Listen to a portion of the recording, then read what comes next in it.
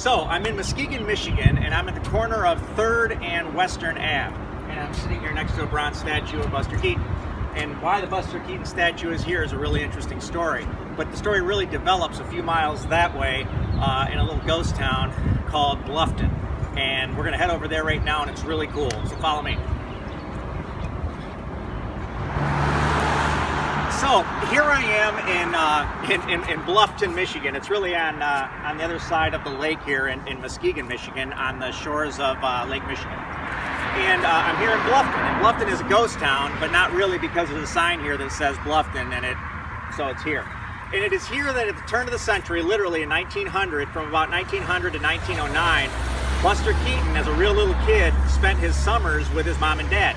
The three of them were a vaudeville act, a really popular vaudeville act. Joe Keaton and Myra Keaton, his parents, had Buster in the act.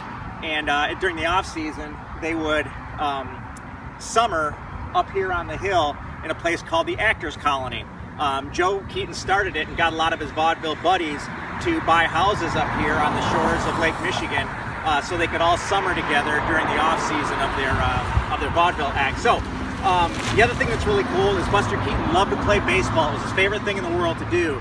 And I'll show you the field where he learned to play baseball and where he came back to years and years later after he'd become famous and fallen apart, and coming back here to relive his childhood just once in the late 40s. So come with me, let's go visit where the Actors Colony used to be. Okay, so Lake Michigan's right over there. And I'm at the corner of Keaton Court and Whiskey Hollow, which is ironically named because both Joe Keaton and then, unfortunately later, Buster Keaton had horrible problems with alcoholism. So here's where it is. The houses are gone now for the Actors Colony, but they were dotted all along the shoreline and up the hill and over on the bluff. And this is where Buster Keaton spent every summer from 1900 until 1909, when he became very famous and became arguably the best actor, director, I would say, ever. Right up there with Orson Welles. But I want to show you over here where he played baseball as a kid, because this place was very important to him. I will, however, show you a picture, and it's right here, of Buster Keaton when he came back in the 40s and actually walked through here. He didn't stay, but he kind of just drifted through, and it's an interesting photo. And then let's go take a look at the baseball field. So here it is.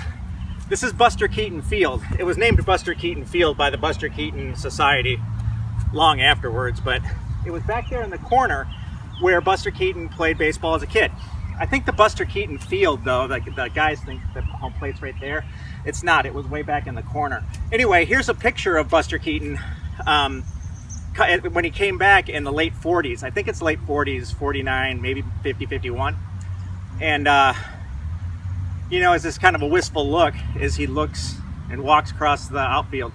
So I think this is one of the coolest places. I'm a big movie guy, and I'm a big silent movie guy. I'm a huge Buster Keaton fan.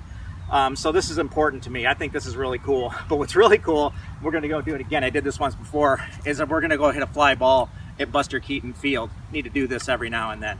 Anyway, come along with me. Okay, one of my favorite things to do is hit a baseball at Buster Keaton Field. I'm going to hit one, see where it goes, see if I can do the Buster Keaton lean and watch it.